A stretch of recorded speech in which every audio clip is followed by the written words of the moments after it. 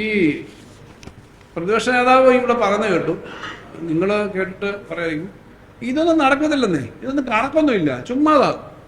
അങ്ങനൊന്നും അല്ല ഇത്തരം കാര്യങ്ങളെ പറ്റി. ഇതിന് വൈറ്റ് പേപ്പർ ഇറക്കാൻ വെല്ലുവിളിക്കാം. വൈറ്റ് പേപ്പർ ഇറക്കാൻ വെല്ലുവിളിക്കേണ്ട കാര്യമൊന്നുമില്ല. വൈറ്റ് പേപ്പറിനേക്കാളും കട്ടിയുള്ള പേപ്പറാണ് ബഡ്ജറ്റ്. അത് അവതരിപ്പിച്ചിരിക്കുക. സഭയിൽ സമയമുണ്ട്, അടുത്ത 4 ദിവസമുണ്ട്, അതിനുശേഷം സമയമുണ്ട്. അവിടെ ചർച്ച ചെയ്യട്ടെ.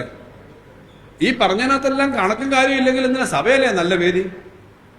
ഞാൻ ആൻസറബിളാണ്, മുഖ്യമന്ത്രി ആൻസറബിളാണ്, ഗവൺമെന്റ് ആൻസറബിളാണ്, സർവോപരി ഞങ്ങളുടെ ഡിപ്പാർട്ട്മെന്റ് ഉദ്യോഗസ്ഥന്മാരും ആൻസറബിളാണല്ലോ. സഭയിലരുന്നല്ലേ ഉള്ളൂ. വൈറ്റ് പേപ്പർ എന്തിനാ ഞങ്ങൾ ഇറക്കുന്നേ? ഞങ്ങൾ സോളിഡായിട്ടൊരു പേപ്പർ ഇറക്കിയിട്ടുണ്ട്. ആ പേപ്പറിനെ സഹായിക്കാൻ വേണ്ടി ആവശ്യമായ കണക്കുകളും കാര്യങ്ങളും കൂടുണ്ട്.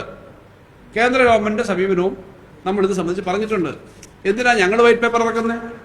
സോ ഈ പേപ്പറിന്റെ അടിസ്ഥാനത്തിൽ പ്രതിപക്ഷത്തിന് പറയാം, ഭരണപക്ഷവും പ്രതിപക്ഷം എല്ലാം ചർച്ച ചെയ്യുമല്ലോ. അപ്പൊ ഇത് അവിടെ പറയാവുന്നതേ ഉള്ളൂ. എന്നിട്ട് പറഞ്ഞ് ശമ്പളം ഇത് കഴിഞ്ഞിട്ട് ശമ്പളം ഒന്നും കൊടുക്കാനൊന്നുമല്ല.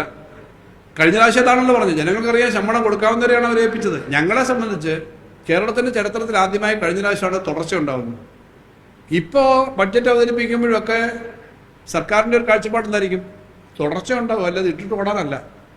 തുടർച്ച ഉണ്ടാവും, നടത്താൻ പറ്റുന്ന കാര്യങ്ങളെ ഇനി പറഞ്ഞിട്ടുള്ളൂ, ചെയ്യാവുന്ന കാര്യങ്ങളെ പറഞ്ഞിട്ടുള്ളൂ, പറയുന്ന കാര്യങ്ങൾ ഈ ഗവൺമെന്റ് ചെയ്തിട്ടുണ്ട്. അപ്പോൾ ആ ആറ്റിറ്റ്യൂഡിലാണ് ഞങ്ങൾ കാണുന്നത്. അതുകൊണ്ട് അങ്ങനെ പറയുന്നത് ശരിയല്ല. നിങ്ങൾ വൈപ്പ് ചെയ്തെല്ലാം നടക്കാനല്ല, അത് ശരിയല്ല. കാരണം ഇതെല്ലാം ഒരു വിശ്വാസ്യതയുടെ പ്രശ്നമാണ് പറയുന്നവരുടെ. ഞാൻ അത്രേ പറയുന്നുള്ളൂ.